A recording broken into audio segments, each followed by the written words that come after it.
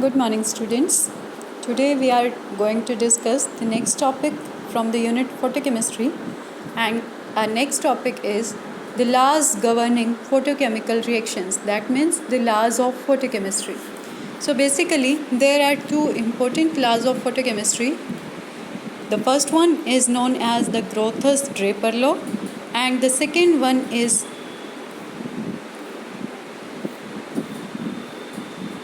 Stark-Einstein's law of photochemical equivalence. So firstly, we are going to discuss Grotthuss-Draper law in detail.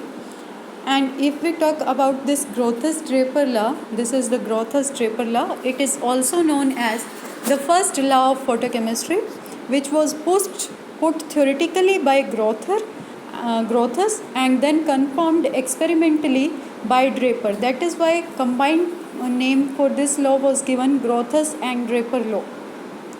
Basically, this law was given very earlier, that means in 1818, and it was confirmed experimentally later on in 1839. This law states that when light falls on a body, a part of it is reflected, a part of it is transmitted, and the rest of it is absorbed. That means जब भी हमने किसी body के ऊपर light fall की है तो उन लाइट रेडिएशंस का कुछ पार्ट वहाँ से रिफ्लेक्ट हो जाता है, कुछ पार्ट ट्रांसमिट हो जाता है और कुछ पार्ट वो बॉडी एब्जॉर्ब कर लेती है. और जो ये एब्जॉर्ब्ड एनर्जी होती है, यानी कि जो एब्जॉर्ब्ड लाइट होती है, वो इफ़ेक्टिव है in bringing about some chemical change. यानी कि जब भी वहाँ पर कोई केमिकल चेंज होना होता है तो जो मेन काम करती है that is only the absorbed light. तो ग्रोथस-ड्रेपर लॉ क्या कहता है? When light falls on a body, a part of it is reflected, a part is transmitted and the rest is absorbed by the body, and only this absorbed energy or absorbed light is responsible for bringing about a chemical change. अब ये कहता है कि ऐसा नहीं है कि अगर किसी बॉडी ने लाइट एब्जॉर्ब की है तो हमेशा वहाँ पर कोई ना कोई केमिकल रिएक्शन होगा. वहाँ पर दूसरे टाइप के फिनोमिना भी हो सकते हैं, यानी कि कुछ फिज़िकल फिनोमिना भी वहाँ पर हो सकते हैं उस एब्जॉर्ब्ड लाइट की वजह से, सच एज देयर में अकर फ्लोरेसेंस, देयर में बी फॉस्फोरेसेंस, और या इसके अलावा भी कोई वहाँ पर चेंज हो सकता है. सिमिलरली जो एब्जॉर्ब्ड लाइट एनर्जी है वो सिंपली थर्मल एनर्जी में भी कन्वर्ट हो सकती है. फॉर एग्ज़ाम्पल, अगर हमारे पास पोटेशियम परमैंगनेट सॉल्यूशन है और वो लाइट एनर्जी को एब्जॉर्ब करता है तो वहाँ पर बेसिकली कोई केमिकल इफ़ेक्ट जनरली नहीं आता है. लेकिन कुछ केसेस में हम ऑब्ज़र्व करते हैं कि लाइट एनर्जी जो किसी सब्सटेंस ने एब्जॉर्ब की है वो उस लाइट एनर्जी को दूसरे सब्सटेंस को ट्रांसफ़र कर दें और वो दूसरा सब्सटेंस फर्दर वहाँ पर कोई केमिकल चेंज लेकर के आए. ये जो फिनोमिना है इसको हम बोलते हैं फोटोसेंसिटाइजेशन. यानी कि लाइट एनर्जी को एब्जॉर्ब किया एक मॉलिक्यूल ने, उसने फर्दर उस एनर्जी को ट्रांसफ़र कर दिया दूसरे मॉलिक्यूल को और वो दूसरा मॉलिक्यूल फिर वहाँ पर कोई केमिकल चेंज शो करे. That is known as photosensitization. इसको हम डिटेल में भी पढ़ेंगे.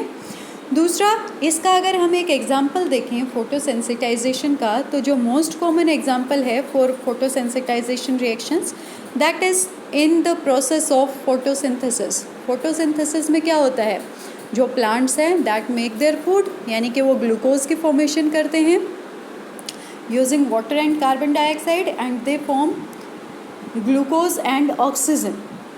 तो यहाँ पर जो ये ग्रीन पिगमेंट होता है जो असेंशियल होता है फोटोसिंथेसिस के लिए, and this green pigment is known as chlorophyll. This chlorophyll acts as photosensitizer. यानी कि ये क्लोरोफिल मॉलिक्यूल्स क्या करेंगे? जो लाइट एनर्जी इनको मिलती है उनको एब्जॉर्ब कर लेंगे, खुद एक्साइटेड स्टेट में जाएंगे और फिर इस लाइट एनर्जी को दूसरे मॉलिक्यूल को ट्रांसफ़र कर देंगे, and hence they act as photosensitizer. Now we comes to the second law of photochemistry, and this second law of photochemistry is the Stark-Einstein's law of photochemical equivalence. और इस law को हम बोलते हैं second law of photochemistry. इस law का क्या था ये आइंस्टीन ने तो प्रपोज किया था और स्टार्क ने ये फर्दर आगे इसको, या तो ये कह लो कि इसको और इंक्रीज़ किया, इसको और ब्रॉडर वे में स्टडी किया, वो 1908 में किया था इसने। तो अब देखो ये लॉ क्या स्टेट करता है। This law states that every atom और molecule that takes part in a photochemical reaction absorbs one quantum of radiation to which the substance is exposed। यानी कि जो कोई भी सब्सटेंस हमारे पास है जिसके ऊपर हम लाइट रेडिएशंस फॉल करते हैं, उस सब्सटेंस का हर एक एटम या हर एक molecule 1 quantum of light energy को एब्जॉर्ब कर लेता है। तो अब अगर 1 क्वांटम की बात करें तो क्वांटम आई थिंक आप लोगों को पता होगा, 1 quantum of energy is equal to h nu, where h is the Planck's constant. तो अब देखो ये क्या कहता है, ये कहता है if nu is the frequency of absorbed radiation then the energy absorbed by each reacting atom और मॉलिक्यूल विल बी 1 क्वांटम। यानी कि उस केस में जो एनर्जी होगी जो किसी भी सब्सटेंस का एक एटम या एक मॉलिक्यूल एब्जॉर्ब करेगा वो 1 क्वांटम के इक्वल होगी। सो वी कैन राइट कि अगर हमारे पास 1 mole of the reacting molecules हैं तो वो कितनी एनर्जी एब्जॉर्ब करेंगे, क्योंकि 1 मॉलिक्यूल करता है 1 क्वांटम ऑफ एनर्जी। अब अगर 1 मोल हो यानी कि एवोगैड्रो नंबर ऑफ मॉलिक्यूल्स हो तो वहाँ पर कितनी एनर्जी एब्जॉर्ब करेंगे, that will be Avogadro number multiplied with 1 quantum, यानी कि E is equal to NH nu. अब हमें न्यू पता है, nu is equal to C by lambda. तो ये वैल्यू अगर हम इस ऊपर वाली फर्स्ट इक्वेशन में पुट कर देंगे तो ये हमारे पास क्या आएगा, ये वाली रिलेशन आ गई, E is equal to NHC by lambda, जहाँ पर C हमारे पास है वेलोसिटी ऑफ लाइट और लेमडा है wavelength of the absorbed radiation. Further ये कहता है the energy possessed by 1 mole of photons for the energy absorbed by 1 mole of the reacting molecules that is known as 1 Einstein. यानी कि अगर आपसे पूछा जाए व्हाट इज़ द डेफिनेशन या what do you mean by Einstein, कि 1 Einstein का क्या मतलब है, तो हम क्या कहेंगे, the energy possessed by 1 mole of photons is known as 1 Einstein. यानी कि अवोगैड्रो नंबर ऑफ फोटॉन्स जितनी एनर्जी एब्जॉर्ब करते हैं that is known as 1 Einstein. अब अगर न्यूमेरिकल वैल्यू की बात करें तो इन सारे कॉन्स्टेंट्स की वैल्यू हम पुट कर देते हैं, तो फाइनली जो E की वैल्यू हमारे पास आती है वो कैलोरीज़ पर मोल की टर्म्स में हमारे पास आई, E is equal to 2.86 by lambda, that is in terms of calories per mole. और जो यहाँ पर लेमडा यानी कि जो वेवलेंथ है that is expressed in terms of centimetre. अब अगर इसी को हम दूसरी यूनिट्स में कन्वर्ट करें यानी कि कैलोरीज़ पर मोल में अगर हम कन्वर्ट करें इसको, तो कैलोरीज़ पर मोल वाली तो ये हमने वैल्यू देखी है, लेकिन अगर लेमडा को भी एंगस्ट्रॉम में हम कन्वर्ट कर दें सेंटीमीटर के बजाय तो ये वैल्यू हमारे पास हो जाएगी E is equal to 2.86 by lambda in angstrom multiplied by 10⁻⁸ calories per mole. Calories को भी किलो कैलोरीज़ में कन्वर्ट कर दिया तो यहाँ पर 10⁸ के बजाय अब हम लिख देंगे 10⁵ तो ये वाला जो एक्सप्रेशन है बेटा ये आपको लर्न करना है, ये वाला एक्सप्रेशन इसकी मैं बात कर रही हूँ। तो इस एक्सप्रेशन में जो ये हमारे पास है इससे हमें क्या करना होता है, इससे हमें न्यूमेरिकल प्रॉब्लम्स को सॉल्व करना होता है, ये वाला एक्सप्रेशन है। फर्दर अगर इस एक्सप्रेशन को हम SI यूनिट्स में कन्वर्ट कर देंगे तो यहाँ पर SI यूनिट्स में जो वैल्यूज़ हैं वो सारी पुट करो और सॉल्व करो। In that way E will be found to be equal to 11.97 into 10 to the power minus 5 by lambda in meters kilo joule per mole. और ये वाला जो एक्सप्रेशन है ये भी इम्पोर्टेंट है क्योंकि इससे भी हम न्यूमेरिकल प्रॉब्लम्स सॉल्व करेंगे। तो अब देखो अगर हम इसी एक्सप्रेशन को ध्यान में रखें तो हमें पता है कि ये जो एनर्जी है that is inversely proportional to lambda, where lambda is the wavelength of the radiation. तो यहाँ से हम क्या कह सकते हैं कि एनर्जी पर आइंस्टीन यानी कि ये जो हम E से रिप्रेजेंट कर रहे हैं, energy per einstein is inversely proportional to the wavelength of radiation. That means shorter the wavelength greater will be the energy per einstein. तो जितनी कम वेवलेंथ की रेडिएशंस होंगी उतनी एनर्जी पर आइंस्टीन ज़्यादा होगी उन रेडिएशंस के लिए। तो इस बेसिस पर हम order of wavelength of the different radiations अगर देखें तो हमें पता है वेवलेंथ सबसे कम जो होती है वो एक्स रेज की है, then UV rays, then visible, then infrared. लेकिन अगर हम एनर्जीज पर आइंस्टीन देखें तो भी हमारे पास जो ऑर्डर है वो क्या रहता है, वो ऑर्डर हमारे पास इसका रिवर्स हो जाएगा। यहाँ पर ऊपर वाले केस में क्या था, X rays is having minimum wavelength, but अगर हम एनर्जी पर आइंस्टीन देखें तो हमारे पास ऑर्डर इसका अपोजिट है, that is X rays greater than ultraviolet, greater than visible, greater than infrared radiations. Now comes to the next topic, and the next topic is interpretation of Einstein's law, or we can say introduction of the term thermal efficiency. इसके लिए ये क्या कहता है कि हमें thermal efficiency क्या है वो हमें बताना है, या फिर इसी टॉपिक को हम ये भी बोल सकते हैं कि it is the interpretation of Einstein's law, यानी कि आइंस्टीन्स लॉ का मेन रिजल्ट जो है वो। तो ये कहता है if Einstein's law is correct any reacting molecule will absorb 1 quantum of radiation, कि अगर हमारे जो आइंस्टीन्स लॉ है वो एग्जैक्ट है, करेक्ट है, तो हर एक reacting molecule 1 quantum of energy को एब्जॉर्ब करेगा। However if the number of reacting molecule should be equal to the number of quanta absorbed, however it is found that in a number of cases a small amount of light absorbed can bring about a large amount of chemical reactions। ये यहाँ से क्या कहता है बेटा, ये कहता है कि अगर कई बार ऐसा हो जाता है कि बहुत सारे केसेस में जितनी लाइट एब्जॉर्ब की वो तो लार्ज है, लेकिन जितने रिएक्शंस हुए वो प्रोसेस स्लो है in the presence of light, तो हमारे पास क्या होगा, मॉलिक्यूल्स एब्जॉर्ब रेडिएशन, वो रेडिएशंस भी एब्जॉर्ब किए हुए हैं, but the molecules are not the molecules are said to have been activated. तो उस केस में हम क्या कहेंगे कि जो मॉलिक्यूल्स हैं वो एक्टिवेटेड मॉलिक्यूल्स बन गए हैं, and this activated molecules then reacts with other molecules and bring about a large amount of deactivated and no further reaction takes place. The first stage is called the primary process, and this second stage which we have discussed just now, it is known as the secondary state. तो अब देखो बेटा, इन्होंने यहाँ पे quantum efficiency की definition दी है। ये कहते हैं क्वांटम एफिशिएंसी, जिसको हम फाई से डिनोट करते हैं, इसकी मैं बात कर रही हूँ।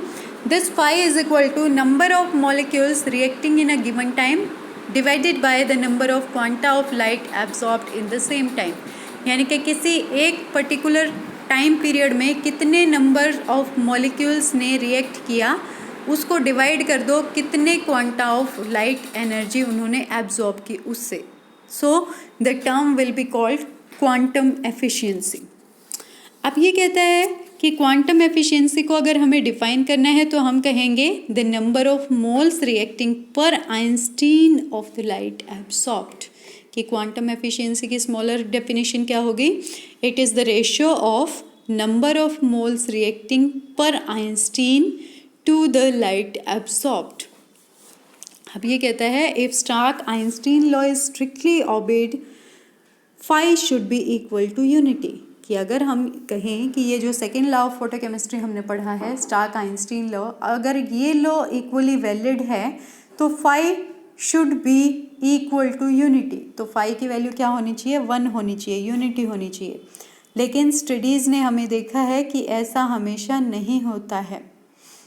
Each molecule that goes activated then the molecules absorbs 1 quanta of light, quanta of light कहें या क्वांटा ऑफ एनर्जी कहें।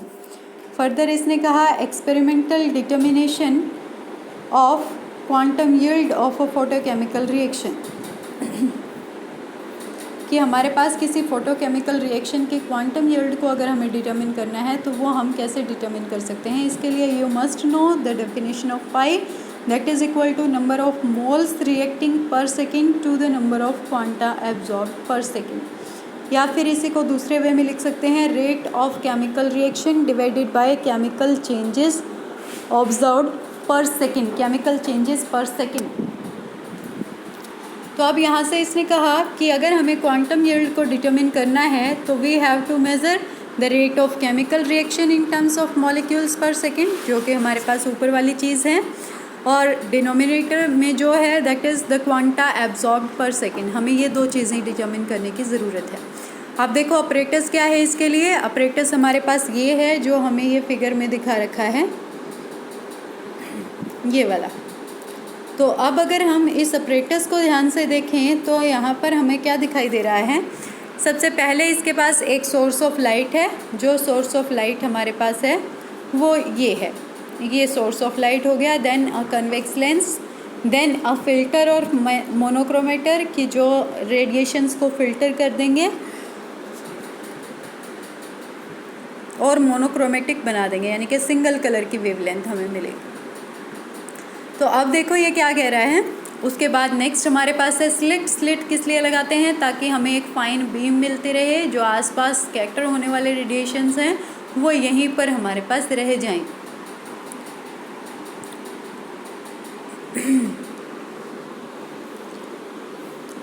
अब फर्दर देखो ये कहता है the commonly used sources are, कि इसके लिए जो कॉमनली यूज्ड सोर्सेज हैं वो हमारे पास क्या हैं। सबसे पहला a measure of the radiation emitting radiations of suitable intensity, कि सबसे पहले ये रेडिएशंस वाला चाहिए जिसके पास सूटेबल अमाउंट में एनर्जी प्रेजेंट हो। Secondly lens of suitable focal length. Thirdly means of suitable food lengths, and the last one is slit to get a fine beam। अब देखो ये क्या कह रहा है। ये कहता है a cell is placed in thermostat containing the reaction mixture, कि जो हमारे पास रिएक्शन मिक्सचर वाली सेल है उसको एक थर्मल कंटेनर के अंदर रख देते हैं, या हम कहें थर्मोस्टेट के अंदर रख देते हैं। The cell is made up of glass और quartz and has been optically same without the change of the exit of light, कि जो इसके बाद में जैसे बीच में लाइट वो हो जाती है। तो ये कहता है कि सेल प्लेस्ड इन थर्मोस्टेट, कि उस सेल को थर्मोस्टेट में रखना है, यानी कि उसका टेम्परेचर हमें वेरी नहीं करने देना है। फिर फर्दर इसने कहा रिकॉर्डर हमारे पास है, तो इट यूजुअली अ थर्मोपाइल और a actinometer which is used to measure the density of medium, the price of the pupil, honesty and that of an expansioner or briefly explained below। अब देखो इसने क्या कहा। अ थर्मोपाइल क्या है। A set of thermocouples, कि ये thermocouples का एक सेट है। इसमें क्या करते हैं rods of two different metals कौन कौन सी हैं, एक तो हमारे पास ये है और दूसरा ये है। इसने कहा rods of different metals, for example silver and bismuth are joined alternately as shown in figure, कि इनको ऐसे अल्टरनेट वे में ज्वाइन कर दो।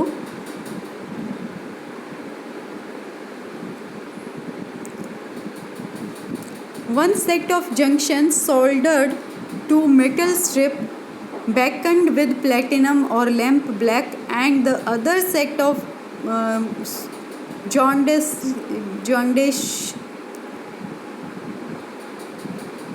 इज प्रोड्यूस्ड, कि यहाँ से इसने क्या कहा है। यहाँ इसने देखो यहाँ से पढ़ो ध्यान से। इसने कहा rods of two different metals are joined immediately, जल्दी से उनको ज्वाइन कर दो। मेटल इन्होंने ली एक सिल्वर और एक बिस्मथ। सेकेंडली फिर इन्होंने कहा इट कॉन्स्टिट्यूट्स अ थर्मोकपल, कि यहाँ पर थर्मोकपल्स बन जाएंगे, एक जैसे खुला खुला सा, एक के अंदर डबल कपड़ा, तो ये थर्मोकपल्स बन जाएंगे। अब फर्दर इसने कहा if only two rods are connected it constitutes a thermocouple, कि सिर्फ अगर दो ये कनेक्टेड हैं तो उस केस में हम इसको थर्मोकपल कहेंगे। One set of junctions is soldered to metal strip blackened with platinum और लैम्प ब्लैक, कि एक सेट है इन जंक्शंस का, वो तो तुमने नीचे भिजवा दिया है। तो अब देखो ये कहता है कि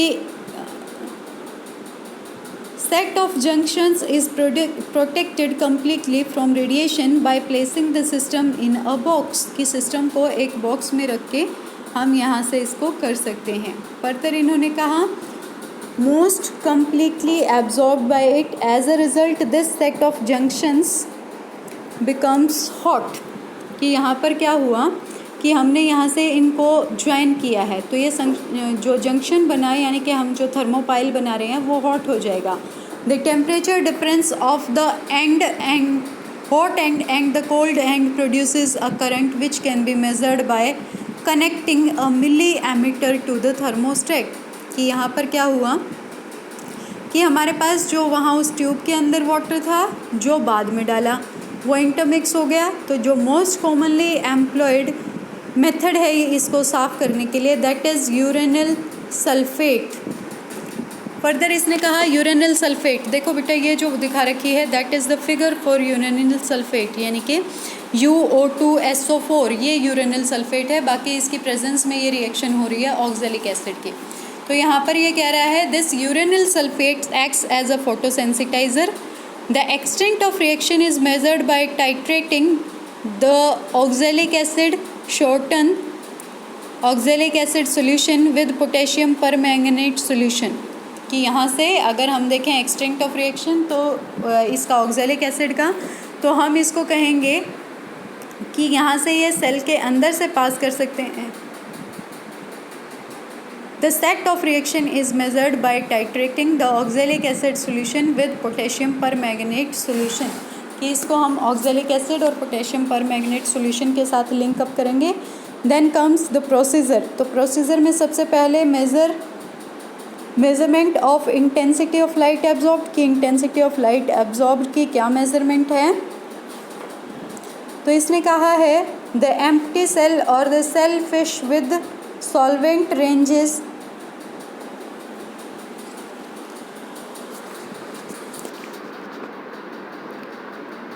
is placed in the thermostat. कि जो भी हमारे पास खाली सेल है या सॉल्वेंट के साथ फिल की हुई सेल है उसको थर्मोस्टेट में रख दो. The monochromatic radiation is allowed to pass through the cell और एट ए डेफिनेट टाइम. कि डेफिनेट टाइम पर आपके पास मोनोक्रोमेटिक रेडिएशन फॉल कर पाओ.